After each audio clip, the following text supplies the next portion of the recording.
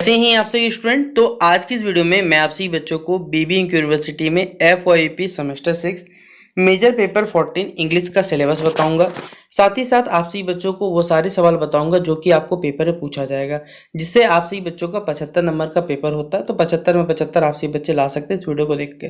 तो चलिए वीडियो को हम शुरू करते हैं। वीडियो पसंद आए वीडियो को लाइक करें, चैनल पर अगर आप हमारे न्यू हैं चैनल सब्सक्राइब करें, साथ में बेल आइकन पर क्लिक करें ताकि इसी प्रकार जब भी हमारा न्यू वीडियो आएगा सबसे पहले आपको अपडेट मिल जाएगा।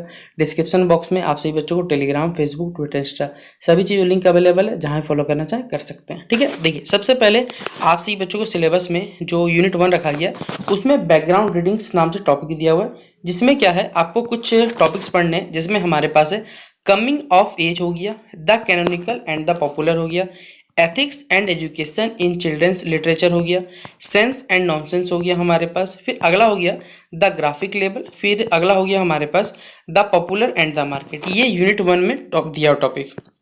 अगला हमारे पास है चिल्ड्रंस लिटरेचर। अगर हम बात करें तो लुइस कैरोल का थ्रू द लुकिंग ग्लास सुकुमार रॉय की पढ़ना है। फिर 2 पॉइंट्स है हमारे पास द सन्स ऑफ रामगारो और द किचूड़ी पढ़ना है हमारे पास। फिर डिटेक्टिव फिक्शन में अगाथा क्रिस्टिया की द मर्डर ऑफ रॉजर एक्रोइड के बारे में पढ़ना है। फिर रोमांस या चिक लिट में डेफी डू मैरियर के बारे रेबिका के बारे में पढ़ना है। और ग्राफिक फिक्शन में Vishwa Jyoti Ghosh this side that side restoring partition ये आपको पढ़ना है। फिर अगर हम बात करें यूनिट 6 में हमारे पास तो साइंस फिक्शन में आइजैक एसिमोव और नाइटफॉल में शॉर्ट स्टोरी आपको पढ़ना पड़ेगा।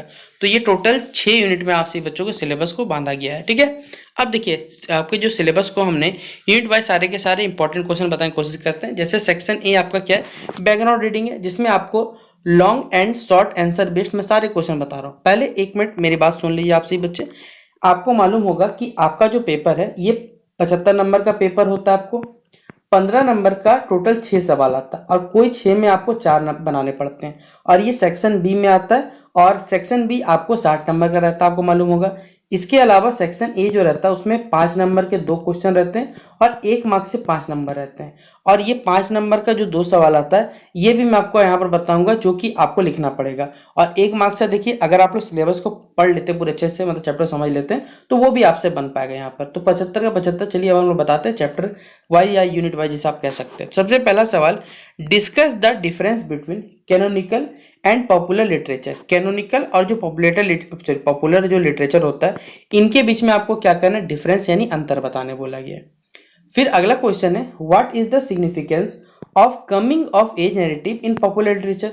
सिग्निफिकेंस क्या है हमारे पास, कमिंग ऑफ एज जो नैरेटिव है बेसिकली पॉपुलर लिटरेचर में, इसका सिग्निफिकेंस यानी महत्व बताना है। फिर अगला क्वेश्चन है, write a note on ethics and education in children's literature. Ethics और एजुकेशन का क्या नोट होता है या क्या इंपॉर्टेंस हमारे पास चिल्ड्रंस लिटरेचर में, ये हमें बताना है। फिर how does the market influence popular literature. Market में देखिए किस प्रकार जो मार्केट जो है वो पॉपुलर लिटरेचर को इन्फ्लुएंस करता है, ये बताना है। फिर ग्राफिक नोवेल क्या होता है और किस प्रकार हमारे पास जो ट्रेडिशनल हमारा प्रोज फिक्शन है उससे किस प्रकार अलग होता है, ये बताना है।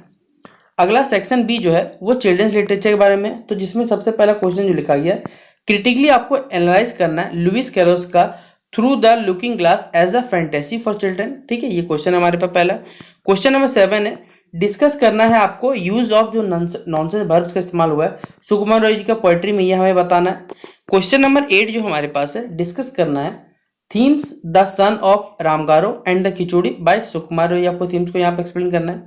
क्वेश्चन नंबर जो 9 पूछा गया कि how does Lewis Carroll blend imagination and logic in his work, ये हमें बताना है। और क्वेश्चन नंबर जो 10 जो होगा हमारे पास वो सेक्शन नंबर सी से आएगा, जो कि एक डिटेक्टिव फिक्शन की कहानी है हमारे पास। तो सबसे पहला है कि क्रिटिकली एग्जामिन करना है नैरेटिव का टेक्निक को जो कि यूज्ड हुआ हमारे पास the murder of Roger Ackroyd में, हमारे पे ये बताना है। तो ये पहला सवाल है सेक्शन सी का। फिर अगला हमारे पास है कि what are the elements of detective fiction. Elements कौन कौन से एलिमेंट्स बेसिकली इस्तेमाल हुए डिटेक्टिव फिक्शन में अगाथा क्रिस्टी के नॉवल में, हमें यह बताना है। क्वेश्चन नंबर जो 12 है उसमें बताना है describe the role of the unreliable character. जो अनरिलेबल कैरेक्टर है हमारे पास the murder of Roger Ackroyd में, इसके बारे में आपको बताना है क्वेश्चन नंबर 12 में। फिर क्वेश्चन नंबर जो 13 हमारे पास है उसमें how does Agatha Christie subvert the expectation of detective fiction in the novel, ये क्वेश्चन नंबर 13 हमारे पास है। फिर सेक्शन नंबर जो डी है वो रोमांस या चिक लिट के बारे में हमारे पास। तो सबसे पहला सवाल जो है, discuss the major themes of love and mystery.